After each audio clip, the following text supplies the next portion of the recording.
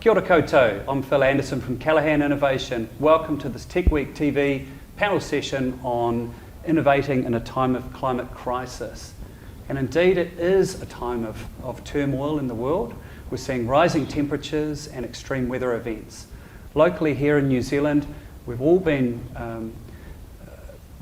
affected by the brutal weather of Cyclone Gabrielle, and even yesterday we had some pretty awful weather in Auckland.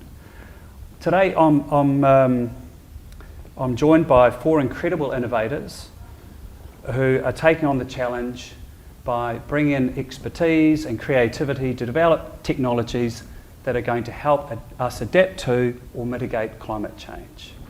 So let's dive into their journeys and their technology. Let's get into it. So first up, our first panel member is Will Jeremenko from Aquila, an early stage startup looking at energy transfer using novel laser technology. Welcome. Thank you. We have Zarina Bashareva from Neocrete, who are developing technology to radically reduce CO2 emissions when making concrete. Yeah. We have Michael Eglin from EV Maritime, who are developing electric vehicles for Auckland. Hi. G'day. And our final panellist is Philip Solaris from Xcraft, who is making who make autonomous drones and sea vehicles. Yeah. Hey, so I'm going to start with you, Philip. Why don't you tell us a little bit about your technology, and then we might get into how that's helping with this adaptation to climate change. Sure. We are a robotics R&D company that primarily focuses on maritime and aerial craft, as well as systems that go with those different craft. So our systems and our craft can operate with a range of solutions, both data gathering and operationally. Yeah, cool. So, and give me some examples of like how your technology's been used to better the world in some ways. Okay. We do a lot of scientific data gathering, which obviously is building capability as far as predictions and responses. But we also work in fisheries, illegal fisheries, protection of areas. We also work with, for example, a system which can have accurate air deployment capability, so we can deal with predators, reforestation, and emergency response. So a lot of our systems look at not a singular solution, but a range of capability. Yeah, cool. Any particular impact project that you'd like to share with us that's kind of real feel good? I'm not sure if it's feel good, but certainly our most interesting project for me at the moment is the development of a new submersible system for maritime operations. Cool. Zarina, I'm going to come to you next. Why don't you tell us a little bit about this exciting concrete emissions reducing concrete mix that you've got? Yeah, well, the construction industry is facing a huge problem at the moment. On one hand, the production of our building materials need to not contribute further to climate change by high CO2 emissions during their production. And on the other hand, those building materials need to protect us better from the impact of climate change, like flooding and bushfires and seawater level rises. So, and that's what we're developing in Neocrete, this new building material, which is very low carbon to produce, but also very resilient to effects of climate change and very durable. Yeah, it's nice seeing some other technologies coming through in this space because it's a big problem in the world, isn't it? What's the scale of the problem? The scale of a problem is huge.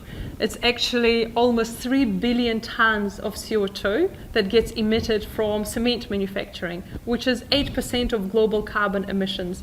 And then if cement manufacturing was its own country, it would be third in terms of carbon emissions after China and the US. Wow.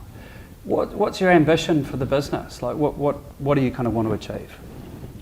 We want to remove that 8% of global carbon emissions from our planet, and we want to develop a building material that we can build our future with, like greener, brighter future. Yeah, cool. Last question for now. You seem to have short-circuited the development cycle by importing technology to New Zealand. Are there pros and cons? Maybe you could just go into the pros and cons of like what was good about doing that and maybe what's made it difficult. Yes, well, the technology that we needed didn't exist in New Zealand, Yeah. so we imported it. And that technology was developed, just for context, was developed to make concrete stronger and more durable, more resilient. And we applied that technology to also make concrete greener. And the pros of that is that we didn't need to start from scratch. Yeah. We actually had a lot of like head start from like more than 20 years of development of this innovation. And then we just added our technology on top of it. It's like Elon Musk didn't have to reinvent the wheel or the car. He actually built an amazing engine on an existing technology, which is a car. So that's what we did, and that was a head start for us versus competition. And the cons in that is that it made it harder for investors, and it's like of the perceived risk in terms of where the IP ownership lies. And we had to clearly define what was the original technology versus the technology that we developed on top, and we own that technology, and we're now applying for patents for that. Great, that's cool to hear. Will, I'm going to pass it over to you. You've got some really exciting technology that you're building, I think up at Outset Ventures. In Parnell, yep. Yeah, that's in right. Parnell, yeah. Talk us through that. Yeah, absolutely. So we're creating a new light-based energy transmission networking system. So effectively, we want to expand and improve the possibilities for energy distribution. So traditionally, with energy distribution, you have fixed point A, fixed point B. You have a wire that transmits electricity from A to B. Now, with directed energy, or transmitting energy using light, what you can now do is completely change the equation. You can have dynamic energy distribution where things are maybe moving and you're still transmitting energy, or maybe things are changing on a very dynamic basis and you're able to allocate energy as needed over this dynamic landscape. Wow. And how do you think that's going to help this planet? Yeah, absolutely. So broadly speaking, we see our mission as building and operating an infinitely scalable energy network that, one, electrifies the world, two, dramatically accelerates the uptake of renewable energy, and three, sets the foundations for a brighter future. So creating new possibilities for energy distribution creates more opportunities to electrify sectors that wouldn't otherwise be possible to electrify, and thus accelerates the uptake of renewable energy. So we see those as our three core pillars of how we'll improve the world. Interesting. And I think you've got some cool collaborations happening in New Zealand. Absolutely, Yeah. absolutely.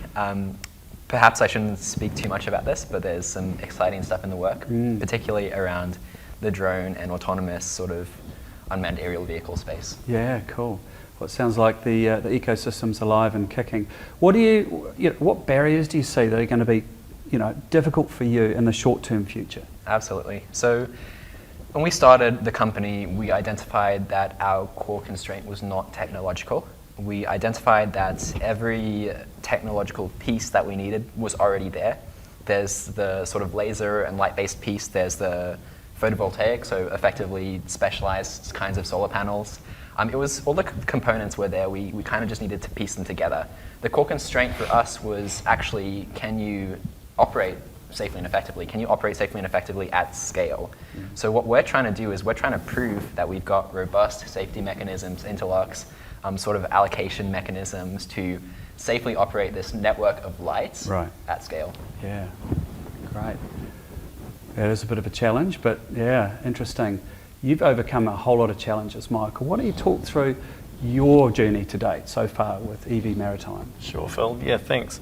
Yeah, well, I mean, EV Maritime, essentially, we're a marine clean tech engineering design consultancy and integration company setting out to decarbonise the harbour cities of the world. And our journey really started through wanting to find a positive outlet for some of the skills that have seen New Zealand take a leadership position in the marine industry worldwide, which is primarily around small to medium-sized boats and the high-performance end. We wanted to find a way to kind of activate those skills and knowledge, and to provide pathways for people with those backgrounds to contribute more effectively to a brighter future. So for us, that journey has been essentially about, at a very practical level, figuring out what the problem is. For us, it's about how to get people out of their cars into public transport, marine public transport in our case, so that's ferries, and then how to decarbonise those ferries, how to electrify them, and how to make them more attractive for passengers so that we can not only decarbonise them but also increase the uptake into those ferries. Yeah, cool. Tell me, why did you choose electric? Why not hydrogen? Like, what for your application? Why electric? It's not really either or. Yep. I mean, hydrogen is electric. For commuter ferries, for places like the City of Auckland, you don't need hydrogen. We can recharge at each end of the routes quickly enough that we can keep pace with demand for that energy. And so in places like Half Moon Bay and Hobsonville and Devonport and all these places in between, you can run a fully electric fleet, charging at each end within the existing schedules. So you don't need to go to hydrogen. Sure. Now, hydrogen's great in that you would have the ability to just charge up, refuel once a day, but the cost of that energy is very high. You're going to be spending probably 4 times as much on your energy as you would with electric. So whereas an electric ferry can represent a very real economic benefit compared with a diesel ferry, a hydrogen one really probably can't. So hydrogen is definitely an enabler in the longer range stuff for decarbonisation. Yeah. But you've really got to want to do that decarbonisation. And what we're seeing in the market at the moment is people still want to see electric as being economically attractive over diesel, and we're not seeing hydrogen offering that at the moment. So, and actually, I mean, with the likes of what Will here is talking about, maybe we can chase boats around with a laser and charge it on the go. And it's very exciting if we can do that, because that really would enable electrification out into a longer range setting. And in fact, our unmanned boats, uncrewed boats, gather their own power, electric power. So they're basically a self-fulfilling power source. So out at sea, they can basically remain indefinitely for that type of operation. So, and it's an easy, cheap, and knowable system. So it gives a lot of reliability to the system, which is what you want if you're relying on it. So. Yeah, of course. Michael, just last question for you at the moment. How important, with your customer, how important have you seen decarbonisation in their decision making? Well, I mean, our customers are governments, really. Our first customer that we're serving at the moment with a project here in Auckland is Auckland Transport. We've got 2 battery electric, full-size, full-speed fast ferries in construction at an Auckland shipyard here for them at the moment, and they'll be delivered at sort of mid-late next year.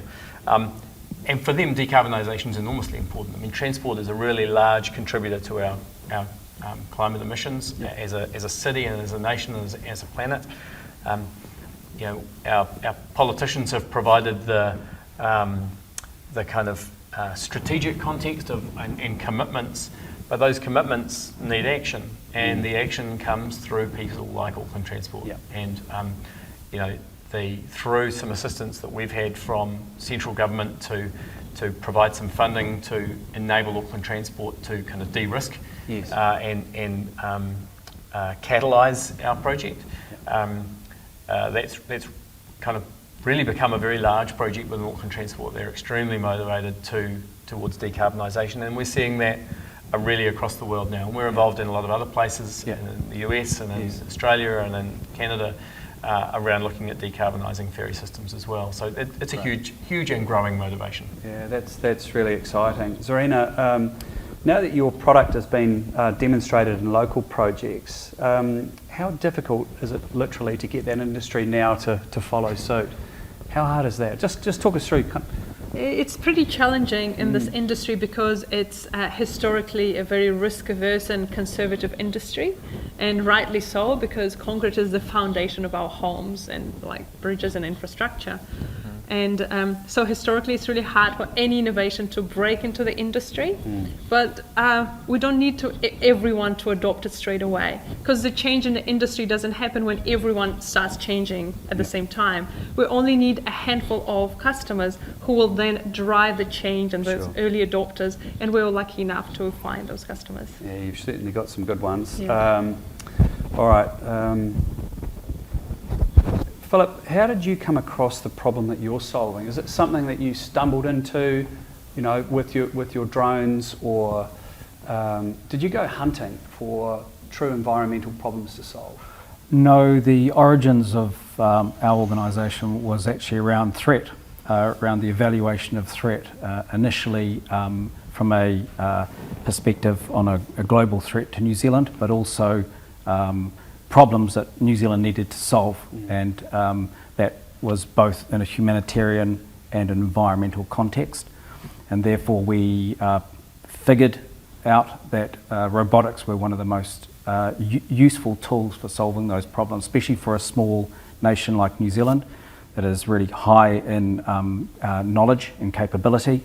Having these sorts of tools really could be scaled to fit the problems, and the problems are quite sizable, I must say, right through to protecting our enormous EEZ that we have, and to closer to home, and then in a regional way as well. So there's a whole range of things that robotic systems can be scaled and utilised to find solutions for. Yeah, cool. So yeah, I'm getting a sense that innovators are becoming more purpose-driven. What's your feel, you guys? Like, are we moving towards innovators really being driven by impact? I believe so. I think that innovation is usually a response to a challenge or a problem, and the problems that are coming at us are very sizable indeed and very broad. People tend to think of the waters rising and that's all, but actually there's a whole knock-on effect from what happens with climate change. Yeah. And I think people want to do something about it, and that is great that the government is also giving guidance and a framework towards what needs to happen in some of the regulatory frameworks, and that gives an opening for entrepreneurs and innovators to actually find that slot and drive home not only things that can make them money, but things that can help everybody. Absolutely. Yeah. I think it's pretty important too. I mean, I think that there is a big role for us as innovators to provide those solutions and to show what those pathways are, because it's very hard otherwise to find them, to navigate what that path is. So yeah, I mean, I think the innovation ecosystem or whatever is a really important part of finding those solutions and charting that future. And I think back to our sort of genesis. I gave a speech in late 2018 talking about the ferry future for Auckland, and painted a picture of what electric and hydrogen and so on was going to represent for ferries. And what is fascinating to me is that it's essentially come true through our efforts and the efforts of others that have sort of bought into that vision. But it's come true because I think not only did other people start believing it as we started saying it, but also we kept believing it, and we believed it more and more, and we put a lot more investment ourselves into it. And it's a hard thing to jump in, boots and all, right? It's very hard to run a startup through all the economical turmoil and COVID and the flooding and stuff. So I think it only makes sense to start a company now for the cause that you really believe in, and that would benefit someone other than just you. Absolutely. And I think with those innovations, we think that this greener future is not just possible, but it's inevitable. Yeah, I agree with everything you just said, and I'll add a perspective as a relatively young person that young people coming through nowadays, they see the problems in the world. There's a growing awareness that something needs to change, and they want to work on projects that meaningfully drive the world forward towards that brighter future. So it's not just a question of like having a vision for improving the world, for solving these massive problems we're confronting is like good for business, but it's also just good for getting the best people on board and really just creating good innovation. Yeah, awesome. People that are driven and and developing the ecosystem. I know it's a bit of a catchphrase, but an ecosystem of people in New Zealand, because long term we need that capability in this country. Yep. And once we have that ability to solve the problems of New Zealand, we can then export those solutions. Wonderful. Thanks very much. It sounds like New Zealand's actually a pretty good place to be a clean tech innovator. Good for business and good for the world at the same time, right? Thank you very much. I've thoroughly enjoyed this. I wish it was longer, but thanks very much and goodbye. Thank you. Thank you. Thanks, Phil.